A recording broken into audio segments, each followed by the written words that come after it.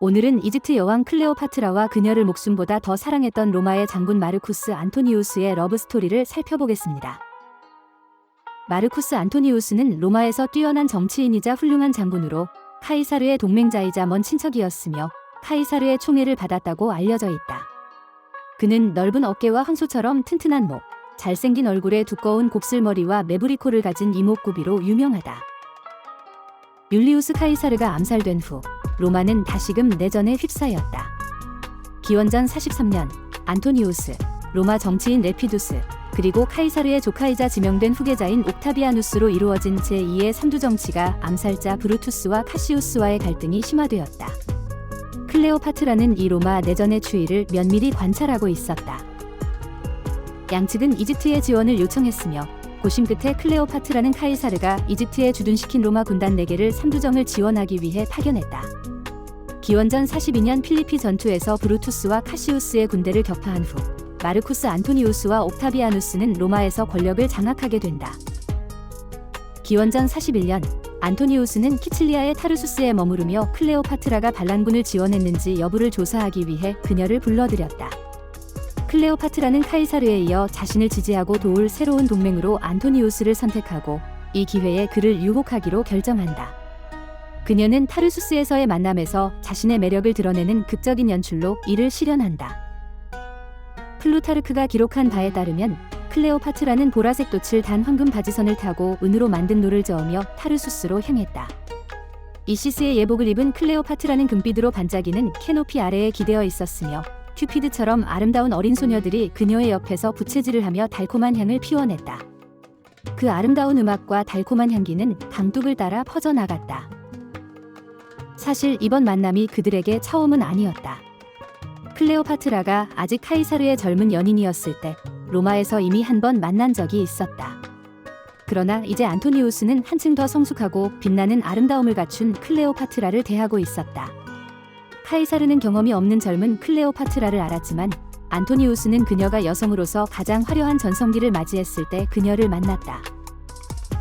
안토니우스는 자신을 그리스 신 디오니소스의 화신으로 여겼으며 클레오파트라에게 매혹되었다. 그리스 역사가 아피아누스는 안토니우스가 그녀를 처음 본 순간 마치 젊은이처럼 그녀 앞에 고개를 숙였다고 전한다. 클레오파트라는 로마인들을 위한 호화로운 파티와 만찬을 주최하고 그 자리에서 보석과 장식품을 나눠주며 자신의 부를 과시했다.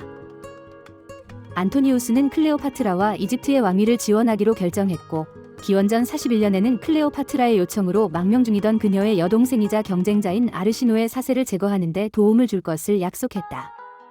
클레오파트라가 이집트로 귀환한 후 안토니우스도 로마에 있는 부인 풀비아와 자녀들을 남겨둔 채 이집트로 건너가 기원전 41년에서 40년 겨울 동안 알렉산드리아에서 클레오파트라와 시간을 보냈다.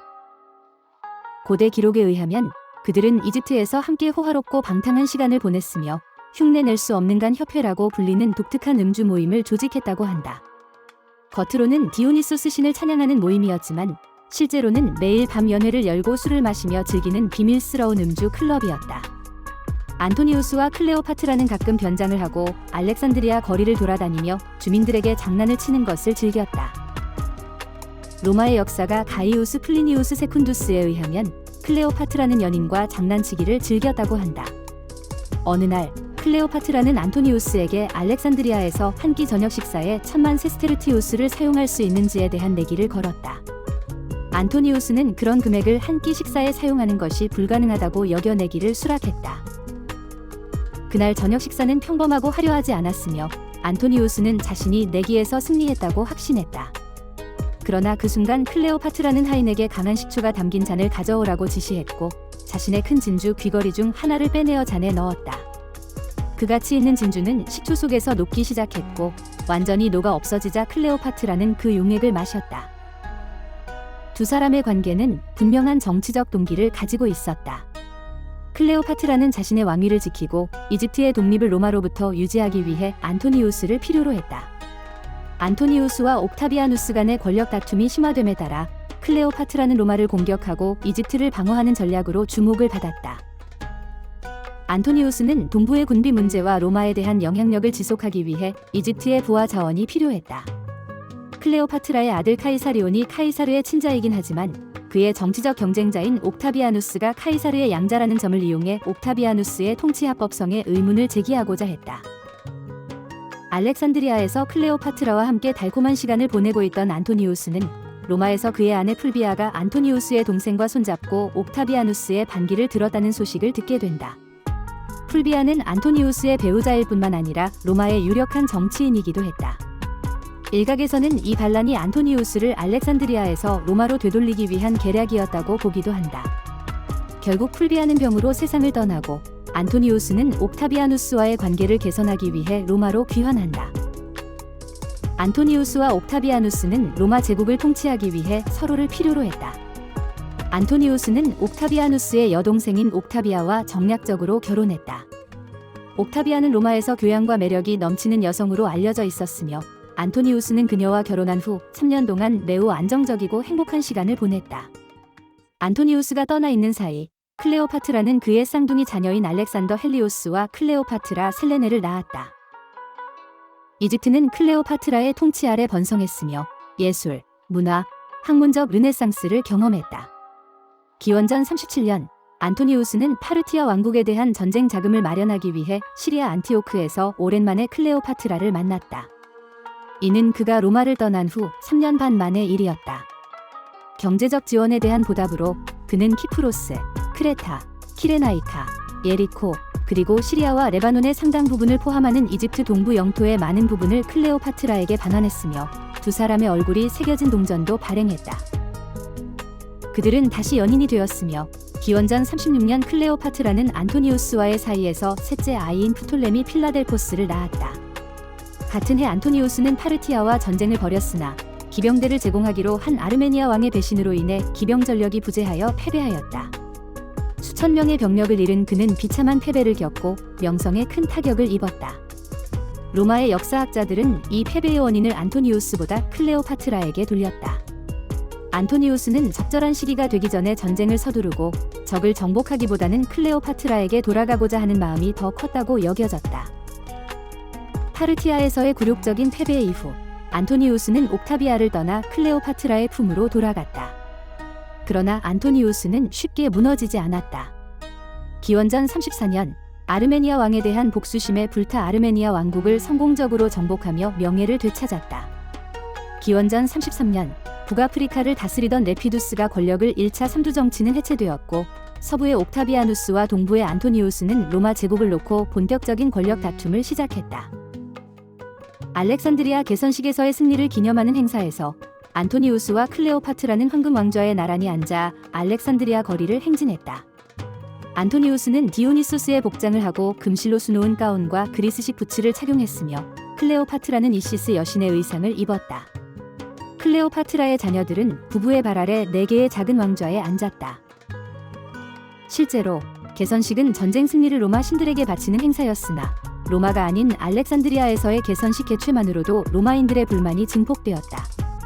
게다가 안토니우스는 개선식 연설 중 옥타비아누스를 고의로 도발하여 카이사리온을 카이사르의 합법적인 아들이자 정당한 후계자로 선언했으며 클레오파트라와 그녀의 자녀들에게 페니키아와 유다를 포함한 로마의 땅을 마음대로 나눠주었다. 기원전 32년 안토니우스는 클레오파트라와의 결혼을 위해 옥타비아누스의 누이인 옥타비아와 이혼하였다. 이는 로마인들의 외국인과의 결혼을 제한하는 법을 위반한 것으로 옥타비아누스와의 관계를 완전히 단절하려는 의도도 담겨 있었다. 옥타비아누스는 안토니우스를 교활한 유혹자에 의해 조종당하는 반역자로 간주하며 그가 로마를 버리고 이집트의 새로운 수도를 세워 로마 제국을 외국인에게 넘기려 한다고 비난하였다. 결국 옥타비아누스와 로마 언로원은 안토니우스를 모든 직위에서 해임하고 클레오파트라에 대한 전쟁을 선포하였다. 옥타비아누스, 안토니우스, 클레오파트라 사이의 정치적 갈등은 이듬해 악티움 해전에서 정점에 이르렀다. 기원전 31년 9월 2일 레바논 해안의 악티움 해전에서 옥타비아누스와 안토니우스 클레오파트라 연합이 큰 전투를 벌였다. 안토니우스 클레오파트라 연합은 500척의 함선과 7만 명의 보병을 동원했고 옥타비아누스는 400척의 함선과 8만 명의 보병으로 맞섰다. 이 치열한 전투에서 행운은 옥타비아누스의 편이었다. 클레오파트라는 안토니우스의 함대와 함께 전투에 참여했으나 전황이 불리해지자 60척의 배를 이끌고 이집트로 후퇴했고 안토니우스도 그녀를 따라 철수했다. 실제로 한 번의 전투에서의 패배가 전쟁에서의 패배를 의미하는 것은 아니다. 수십 년간 전쟁터를 지휘해온 안토니우스에게는 한 번의 패배가 다음 승리를 위한 단순한 장애물에 불과했을 수 있다. 그러나 옥타비아누스와의 상징적인 첫 대결에서의 패배는 그의 오랜 동맹자들과 부하들이 그를 버리고 옥타비아누스의 편으로 넘어가는 계기가 되었으며, 이는 안토니우스에게 결국 패배의 근본적인 원인이 되었다. 악티움 회전에서의 패배 후 옥타비아누스가 알렉산드리아에 도착해 안토니우스를 완전히 패배시키기까지 거의 1년이 걸렸다. 더 전략적인 클레오파트라는 안토니우스의 운명이 다한 것을 인지하고 마지막 승부수를 던지기 위해 자신이 자살했다는 거짓 소문을 안토니우스에게 전하도록 했다. 그녀는 안토니우스가 이 소식을 듣고 자신을 따를 것임을 알고 있었다. 예상대로 옥타비아누스의 군대에 맞서 싸우던 안토니우스는 클레오파트라의 죽음에 대한 거짓 소식을 듣고 절망하여 자신의 몸을 칼로 찔렀다. 전령이 도착했을 때 그는 이미 죽어가고 있었고, 클레오파트라가 아직 살아있다는 소식을 전하며 그를 그녀의 은신처로 데려갔다. 상처가 너무 깊어 옥타비아누스와의 화해를 명령한 뒤 클레오파트라의 품에서 숨을 거두었고, 그의 나이는 52세였다. 클레오파트라는 가슴 아파하면서도 단호했다. 기원전 30년 7월, 옥타비아누스가 알렉산드리아에 상륙했을 때 그녀는 마지막 수단으로 그를 유혹하려 했으나 실패했다. 옥타비아누스가 자신을 포로로 사마거리 행진을 하게 할 것임을 깨달은 클레오파트라는 모든 희망을 버렸을지도 모른다. 클레오파트라의 죽음에 대한 진실은 여전히 명확하지 않다. 알려진 목격자가 없고 클레오파트라의 죽음에 대한 주요 서면 기록도 존재하지 않기 때문에 우리가 알고 있는 정보의 대부분은 옥타비아누스에 의해 전해진 것이다. 클레오파트라의 죽음에 관한 가장 유명한 이야기는 그녀가 독사나 이집트 코브라를 이용해 자신의 팔을 물리게 하여 자살했다는 것이다. 독사는 이집트인들에게 왕실의 상징이었으며, 클레오파트라는 자신이 뱀의 형태를 취할 수 있는 여신 이시스의 화신임을 믿었다. 고대 기록에 의하면 기원전 30년 8월 10일부터 12일 사이에 왕국을 잃을 위기에 처한 클레오파트라는 옥타비아누스의 지배를 받아들이는 것보다는 두시녀 아이라스와 차미온과 함께 무덤에서 자살하기로 결정했다. 무화과 바구니 속에 독사를 숨겨 무덤으로 가져간 후 독사에게 물린 클레오파트라는 옥타비아누스에게 죽음을 알리는 쪽지를 보냈다고 한다. 그녀는 자신을 안토니우스의 곁에 묻어달라고 요청했다. 옥타비아누스는 그녀의 쪽지를 읽고 부하들을 즉시 무덤으로 보냈다. 그들이 무덤의 문을 부순 순간 클레오파트라는 황금색 소파 위에서 죽어 있었고, 그녀의 두 하인도 그녀의 곁에서 죽어가고 있었다. 클레오파트라는 그때 39세였다. 일각에서는 클레오파트라가 독사에게 물린 것이 아니라 그녀의 머리빗 중 하나에 치명적인 독을 숨겼거나 독성 연고를 사용했을 가능성을 제기한다. 최근 연구는 고대 문서와 독성학자들의 분석을 통해 클레오파트라가 독약, 구기자, 아편이 혼합된 치명적인 약초 혼합물을 섭취했을 수도 있다는 새로운 견해를 제시한다. 또한 자살이 아닌 타살의 가능성도 있으며, 옥타비아누스가 클레오파트라를 살해한 후 뱀에 물린 것처럼 위장해 그녀의 명예를 훼손하려 했을 수도 있다는 주장도 있다. 그에게 클레오파트라가 죽기를 바라는 명확한 동기가 있었다. 카리스마 있는 이 여왕은 그의 이집트 지배의 잠재적 위협이었다. 옥타비아누스는 클레오파트라의 마지막 소원을 존중해 그녀와 안토니우스를 함께 안장했다. 또한 옥타비아누스는 이집트의 마지막 파라오 카이사리온을 처형하고 안토니우스의 나머지 자녀들인 알렉산드로스 헬리오스와 클레오파트라 셀레네를 로마로 보내어 특별한 대우를 받게 함으로써 로마인들의 호감을 얻었다. 기원전 27년, 그는 로마 제국의 최초 황제가 되어 아우구스투스라는 칭호를 받았다. 그는 75세로 사망할 때까지 평화롭고 번영하는 로마를 통치했다. 이집트는 로마 황제의 직할 속주가 되어 로마의 곡창으로 불렸으며, 비잔틴 제국이 이슬람 세력에게 이 지역을 잃을 때까지 이집트는 수도에 이어 가장 중요한 제국 영토였다. 플루타르코스는 클레오파트라의 외모를 높게 평가하지 않았다.